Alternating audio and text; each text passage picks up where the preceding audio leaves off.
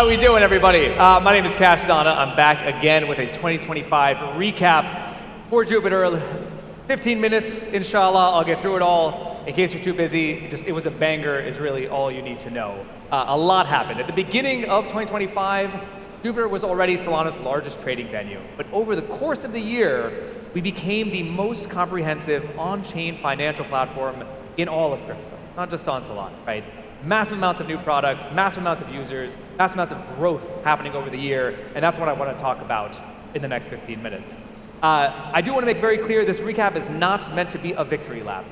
We know we have not won. We are very far from winning. As I talked about yesterday, on-chain finance is still a tiny fraction of what it needs to do to actually be successful. But we wanted to put this recap together because I think it shows what is possible in the span of just 12 short months when you have the right team, a lot of them who are over here right now, that have the right team working on the right problems with the right tech. And so when you see this, or when I see this, I feel really inspired about what's going to happen in 2026, and I hope that you will too.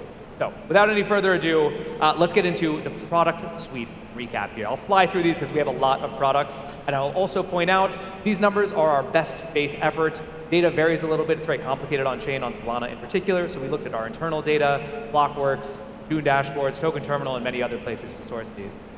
At a very high level, some big numbers for everybody, growth across the board. In 2025, there was nearly 43 million active wallets using Jupiter products, which is incredible. Yeah, that's the right way to go. That's an 80% year-on-year increase, which is a massive amount of growth. What's even cooler, though, is the total volume was about $1.13 trillion. Yeah, which is a 200% increase. So not only did we have more trading wallets, those trading wallets were doing more volume as well, which is what we love to see. TVL was slightly up on the year, just about 2.5%, although in fairness, at the end of 2024, Sol was at like 180. By the end of the year, it was like at 120. So, there's some price discrepancy there because the TVL depends on Sol. There's still some growth happening, though, and that's what we love to have happen here. You might wonder why I and every other speaker has just repeatedly spammed you with nobody ships like Jupiter. Well, here's the reason. It's because nobody fucking ships like Jupiter, all right? This is just a short list of what we did in 2025, and the text is so goddamn small, I can't even read it, and it's missing like half the things that actually came up, right? This is just 1 year's of achievement right here. I'll go through some of the highlights on a product-by-product basis, but you can see that the product suite, the Jupiter stack, as we call it, expanded dramatically itself. And then from there, we just have wins on wins. So first, Spot and Terminal remained the #1 trading avenue on Solana with a bunch of new features, including Ultra V3, nearly $900 billion in volume on the Spot side over the course of last year. And that is due to the massive amounts of integration. Shout out to Desmond and Orson and everybody else on the team. 135 plus liquidity sources integrated into the Jupiter Spot product. On top of that, we have Jupiter Z, which is the best RFQ system on Solana. This is a way for market makers to do transactions or to fulfill transactions with zero slippage, gaslessly, making sure that you get the best price possible. This did about $36 billion last year in volume. This is one of the best kept secrets in the Jupiter stack, and it's all powered by the 27 market makers that we added over the course of the year. Jupiter Perps, how many of you use Jupiter Perps? Do we have any Perps traders in the building? Oh, very nice. All right. A bunch of folks know that Jupiter Perps gives you guaranteed liquidity at size, and that's really what separates it. And those boys really cooked over the course of the year as well. Increased the amount of leverage to 250x, max trade size of 20 million per position, and reduced the fees. We saw volumes go up, and we saw the fees generated go up by a third as well. So some great growth numbers there, right? We're seeing growth across the board is the takeaway. And JLP, how many people here have JLP? Hopefully every hand goes up, yeah. I don't give financial advice, but if I did, I'd say JLP is a very attractive token. I know Ari knows what I'm talking about over here as well. The best got even better as the team built additional products around a JLP that helped increase its yield and increase its value. So at the all-time high, $2.5 billion in 2025, with more than $300 million generated here after JLP loans and the native stake of Sol were added. The Jupiter mobile wallet is just the best. How great was Aaron's presentation yesterday? He crushed it over here. We've completed a few arcs now over the course of the year, rapidly iterating to make it the best in the world every time we're trying to do it. First it was swaps, then it was DeFi, most recently it was the Trencher arc.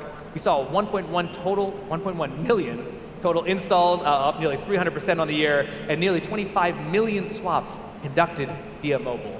And these numbers are just getting going as more and more features and more value gets added. The Normie arc itself is going to hopefully grow these even further. On top of that, we have a portfolio tracker. Shout out to Guam, Olivier, Cam, and Opti over here. Shipping, airdrop checker, claimable items, much more. There are entire companies where, like, if it was just this slide in what they did in 2025, it would be an impressive feat.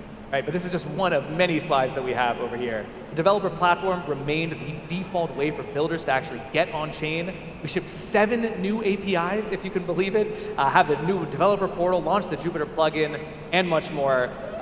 Shout out to the dev team over there on whole YY and the boys. The Validator continued to grow. I know there's so many green numbers and so much year-on-year growth. The Validator grew by nearly 250% over the course of the year, and Jupiter Lend obviously was born over in 2025, end of the year, with a number of major stats, right?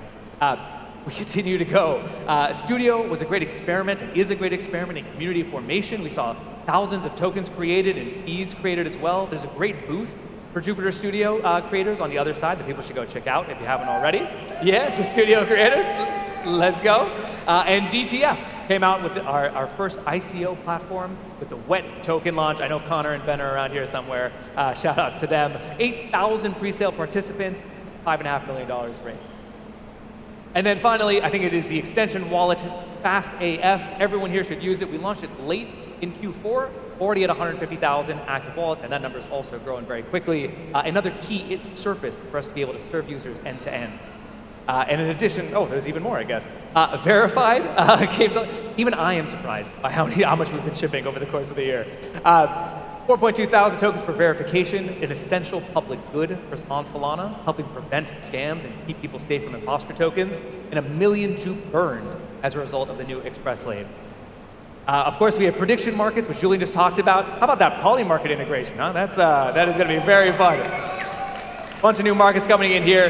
Young product still, only a few months old, but 12,000 active traders, 17,000 positions, and a few $1 million in volume. And finally, the rewards hub launched in 2025, 11,000 claims, and there's a $2 million Juke USD trading competition going on right now. You can all claim as well.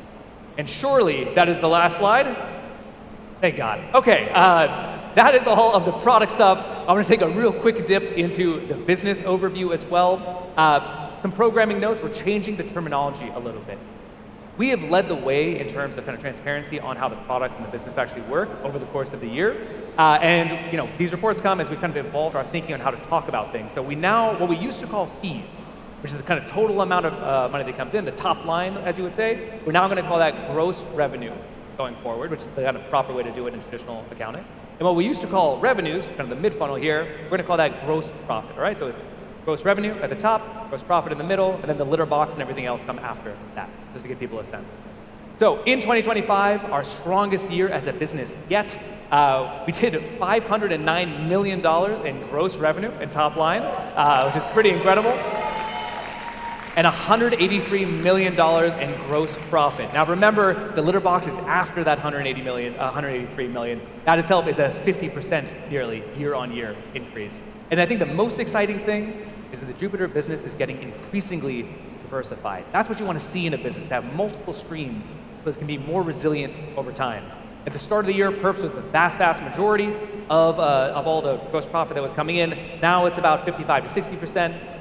I want Perps to continue to growing. Hopefully the number in absolute terms continues to go up. But we want that proportion to get smaller and smaller as more other products are able to contribute as well. That's where a lot of growth is going to come from. Of course, as the product suite grew and as the business grew, it was a challenging year in the markets. And this was really a year of strategic refocus for the Jupiter token. This was a pivotal year because we implemented a bunch of changes based on the feedback that we heard from the community. And a quick recap would include Jupilwary 2025. I assume, who got Jupilwary 2025? People got it here? Yeah, all right. People got that. An invitation into the DAO, 2 million eligible wallets, 500 million Jupe given out to them. approved by the DAO in the first place. We took Jupe Sol and directed those revenues to the DAO. Those are still accumulating to this day, nearly 3,000 Jupe Sol happening here, a way to kind of help fund those impact efforts as they continue into the future. We launched the Jupe accumulation plan and a Litterbox trust, which takes 50% of Jupiter's on-chain revenues and uses that to accumulate Jupe from the open market in a programmatic way.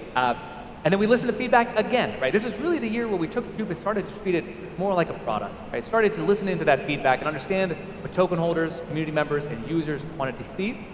And so as a result of that feedback we received, we actually ended up burning, after a DAO vote, burning about 135 million Jupe tokens as well. I should point out that the Litterbox Trust will have a second vote. We talked about this a little while ago on what to do with the ongoing kind of funds that are going into it. It is still accumulating every day. Right now, at the end of the year, it had about 35 million Jupe tokens in it. Now that number would be more, but about $70 million in total used into the Litterbox Trust over 2025. But I think the kind of biggest and most important thing that we did was this fresh start narrative, right? A lot of folks had told us that, hey, the DAO was starting to overpower the way people were thinking about Jupe, and the community and the conversations were getting overly anchored there. And so we want to kind of scale the DAO back to its most efficient and effective form, which meant only voting on high leverage decisions around tokenomics and major treasury items. And that's why you've seen the pace of voting decrease, as we're focusing on the things that really matter, in addition to reducing that staking window from 30 days down to 7 days, again, in response to what token holders want to see. We really care about our token holders. We really care about our community. We care about our users. We want to make sure we're building in ways that are best for them. After that, I'll take a little bit to talk about our strategic partnerships, because it was a year of banger, high-level partnerships, one after the other. The only way to describe it is that Jupiter has become the default first stop for anyone that wants to do anything in on-chain finance, particularly on Solana. We worked with 100+ strategic partners over the year across all of these different categories, right? So here we're talking about asset issuers. We're part of the alliance with Ondo and Xstocks. Sunrise, who's bringing assets from other chains like Hype and Lit and so forth. Remora, which is also doing tokenized equities. Anyone that is trying to take RWAs and bring them onto Solana, the first people they talk to every time is going to be Jupiter, because we have the distribution, verified, and many other features that make us essential in their workflow.